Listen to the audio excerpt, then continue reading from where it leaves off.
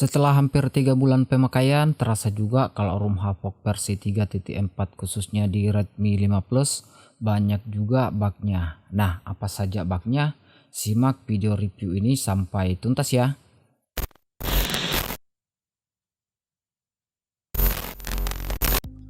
Halo, assalamualaikum sob. Jumpa lagi dengan saya Asri dari panduanhp.com. Akhirnya review ROM Havok OS versi 3.4 bisa juga di review. Nah, ini dia review ROM Havok versi 3.4 khususnya di Redmi 5 Plus. Nah, ROM Havok versi terbaru khususnya di Redmi 5 Plus sudah ada, kalau tidak salah sudah ada versi 3.7. Tapi versi tersebut belum saya coba. Nah, ROM Havok yang saya review ini telah saya bilang sebelumnya bahwa versinya yaitu 3.4, tepatnya build 2020 bulan 4 tanggal 10 dengan base pure Android yaitu Android 10 dan membawa tingkat keamanan 5 April 2020 serta membawa kernel DirectX versi 4.9.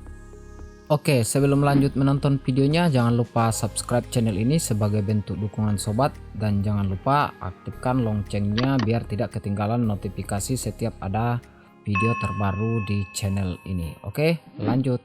Sebelum lanjut mereview ROM ini, perlu sobat ketahui bahwa ROM Havok yang saya review ini tidak saya root, jadi otomatis performa dari ROM ini standar saja sesuai bawaan custom ROM ini. Oke, pertama-tama kita bahas dari segi user interface-nya dulu ya. Nah, user interface-nya seperti ROM Havok lainnya, tidak ada perubahan yang signifikan. Cuman yang saya lihat di sini yang di-improve yaitu ketika quick shortcut di notification center ditekan agak lama, maka akan keluar pengaturan yang berada di bawah. Nah, di ROM versi sebelumnya ketika ditekan agak lama maka akan langsung masuk di pengaturan lebih lanjut. Nah, di ROM ini berbeda ya.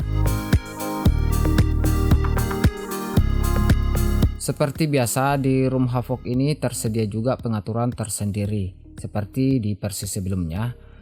Nah, di versi ini pengaturan tersebut bisa sobat akses di menu pengaturan, lalu pilih menu Configuration Center.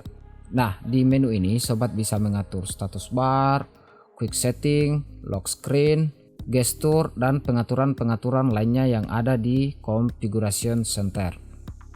Namun sayangnya jika sobat berharap untuk ada pengaturan seperti mengganti jenis font, di sini tidak tersedia. Namun untuk pengaturan mengaktifkan network traffic, di sini sobat tidak perlu menginstal aplikasi pihak ketiga karena sudah tersedia di sini. Selanjutnya kita langsung ke masalah kamera ya. Untuk konfigurasi dari kamera di ROM ini sudah aktif kamera 2API. So, pastinya sobat bisa menginstal Gcam yang cocok untuk custom ROM yang satu ini. Kamera bawaan dari ROM ini membawa kamera standar saja yaitu kamera snap. Nah, untuk hasil kamera dari bawaan ROM ini bisa lihat seperti berikut.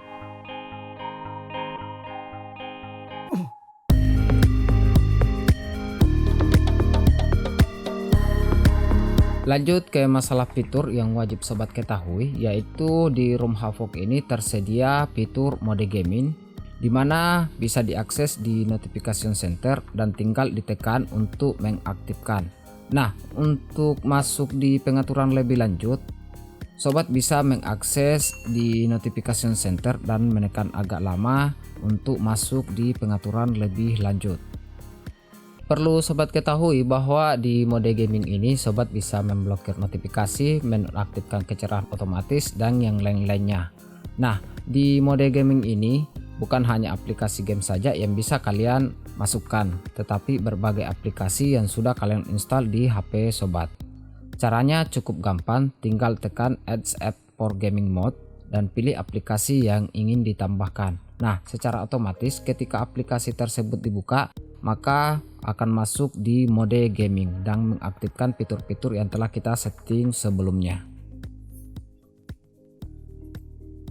Oke, sekarang kita lanjut ke sektor security, dalam hal ini sensor sidik jari dan face unlock. Nah, untuk fingerprintnya dalam hal ini sidik jari sudah pas respon dan jarang miss saya jumpai. tetapi fingerprint ini kadang miss ketika jari yang kita tempelkan itu agak basah. Nah, untuk face unlocknya di sini tidak bisa digunakan di kondisi gelap. Jadi saya sarankan gunakan saja sensor sidik jari untuk sektor security-nya. Nah, kita lanjut bahas masalah performa. Seperti yang telah saya sampaikan sebelumnya, bahwa ROM ini tidak saya root, jadi tidak ada peningkatan performa ataupun peningkatan ketahanan daya tahan baterai yang ada di custom ROM yang saya coba ini. Oke, untuk performanya sendiri saya mengetesnya menggunakan Antutu versi 8.3 dan menghasilkan skor di angka 105 ribuan. Nah, overall angka tersebut cukup memuaskan ya, mengingat ini menggunakan Snapdragon 625. Nah, dengan skor seperti ini saya rasa mantaplah dibawa bermain game seperti Mobile Legends ataupun Free Fire. Tetapi game-game berat seperti CODM ataupun PUBG Mobile, di sini saya sarankan pengaturannya default saja pada saat selesai diinstal. Nah, untuk lebih detailnya tentang pengaturan yang bisa disetting di game-game yang telah saya sebutkan sebelumnya, yaitu pertama di sini untuk Mobile Legends sudah bisa diaktifkan di mode high frame rate serta bawaan setelah selesai diinstal berada di medium.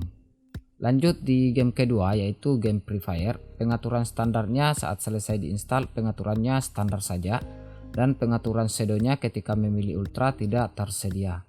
Nah, lanjut di game ketiga yaitu game PUBG Mobile, pengaturan grafiknya yaitu standar smooth medium dan pengaturan balance-nya hanya tersedia di medium. Nah, terlepas dari performanya yang ciamik, tentunya hal yang dipertimbangkan dalam memilih custom ROM yang cocok untuk digunakan daily driver adalah ketahanan daya tahan baterai. Nah, pada ROM ini yaitu ROM Havoc versi 3.4, baterainya terbilang awet menurut saya, dimana bisa sanggup SOT hingga 8 jam dengan pemakaian buka YouTube lebih 5 jam dan main game Free Fire setengah jam lebih. Tapi SOT tersebut perlu sobat ketahui saya dapat dengan menggunakan koneksi full WiFi. Nah, lanjut di pengetesan berikutnya saya mencobanya menggunakan koneksi data, maka SOT tersebut berbanding terbalik ya jika menggunakan WiFi, di mana bisa mendapatkan SOT hampir 5 jam sampai kondisi baterai tersisa 2%. SOT tersebut digunakan untuk main game Free Fire hampir 3 jam dan main Mobile Legends 1 jam lebih. Untuk lebih detailnya bisa lihat gambar berikut.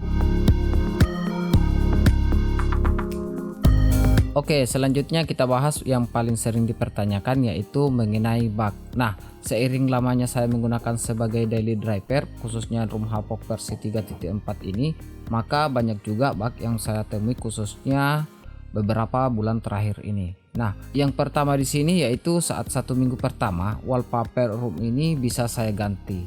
Tapi setelah itu saya ganti lagi dan di sini saya menemui bug itu langsung for close. Tapi setelah saya biarkan dan mencobanya lagi beberapa minggu ke depan, alhasil sudah bisa diganti lagi. Nah, lanjut di bug yang kedua yaitu sering hilang signal pada saat kondisi smartphone agak mulai hangat, terutama saat saya gunakan bermain game. Jadi ketika kondisi smartphone sudah terasa hangat dan posisi baterai di bawah 20%, saya sudah was-was akan hilangnya jaringan ketika bermain Mobile Legends. Lanjut di bug berikutnya. Nah, di sini entah merupakan bug atau apa, yang jelas pada saat kondisi suhu bagian cover belakang agak panas, sensitivitas saat disentuh kurang respon. Artinya begini, ketika saya coba bermain Mobile Legends, analog dan tombol skill kadang tidak merespon ketika disentuh. Dan yang saya tidak suka yaitu tombol analog tidak bisa bergerak atau biasanya cuman disentuh walaupun sudah saya geser analognya. Artinya posisinya selalu di tengah ketika saya sentuh. Di bug selanjutnya yaitu di bug yang keempat yaitu ketika kita berada di mode landscape atau saat bermain game. Ketika kita swipe dari atas ke bawah 2 kali, icon control center untuk baris yang kedua kadang tidak muncul seperti yang sobat lihat ini. Jika di swipe lagi ke kiri, tombol yang hilang tidak akan muncul di halaman berikutnya. Ini selalu hilang ketika saya mengaksesnya. Namun untuk pengaruhnya ke penggunaan sehari-hari sama sekali tidak berdampak. Cuman kalau pas control center ada icon yang ingin kita gunakan, maka akan menjengkelkan kalau kita ingin menggunakan karena tombol tersebut hilang. Nah, selanjutnya di bug yang kelima, yaitu ketika saya restart untuk melakukan panggilan telepon, langsung saja melakukan panggilan tanpa memilih SIM untuk yang kita gunakan. Padahal sebelum saya restart, SIM tersebut sudah saya setel untuk melakukan panggilan. Misalnya ketika saya ingin melakukan panggilan, maka akan secara otomatis mengarahkan dulu untuk memilih SIM yang ingin kita gunakan. Nah, di bug yang keenam, yaitu ini terjadi saat mendownload aplikasi di Play Store. Bar indikator di Play Store tidak tampak sekian persen yang sudah di-download, hanya menampilkan menunggu di-download. Padahal di notification center muncul notifikasi sekian persen yang sudah ter-download. Nah, selanjutnya di bug yang ketujuh, yaitu ketika kita membuka WA dan mengirim gambar langsung menggunakan kamera bawaan. Di sini saya mendapati masih adanya kotak berwarna hijau ketika mengambil gambar. Jadi solusinya di sini, ketika sobat ingin mengirim gambar, ambil gambar di luar aplikasi WA. Lalu buka lagi aplikasi WA untuk mengirim gambar tersebut. Oke, selanjutnya kita lanjut ke bug yang terakhir yang saya temui. Nah, ketika terpasang dua kartu SIM dan ingin mengirim SMS, dalam hal ini pesan teks yang ingin dikirim itu tidak bisa dikirim. Dalam hal ini muncul pesan SIM belum dipilih. Padahal SIM yang untuk saya gunakan mengirim SMS sudah dipilih, tapi terjadi error atau bug tidak bisa mengirim SMS.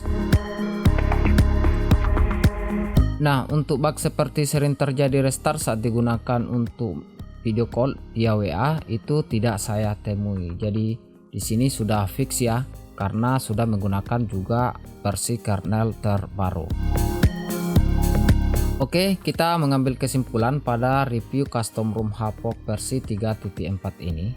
Nah, terlepas dari performanya yang ciamik menurut saya, jika melihat begitu banyaknya bug yang saya temui, nampaknya ROM Havok versi ini tidak saya rekomendasikan atau di skip saja.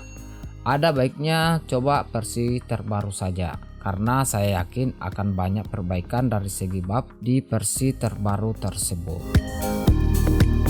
Oke, mungkin hanya ini saja yang bisa saya sampaikan dalam video ini. Nah, seperti biasa, jika ada salah-salah kata dalam video ini mohon dimaafkan. Nah, jangan lupa tekan tombol subscribe untuk terus mendukung channel ini, serta like juga video ini jika dirasa bermanfaat. Nah, dislike saja kalau tidak suka. Ya, seperti biasa, sampai ketemu di video selanjutnya. Bye-bye.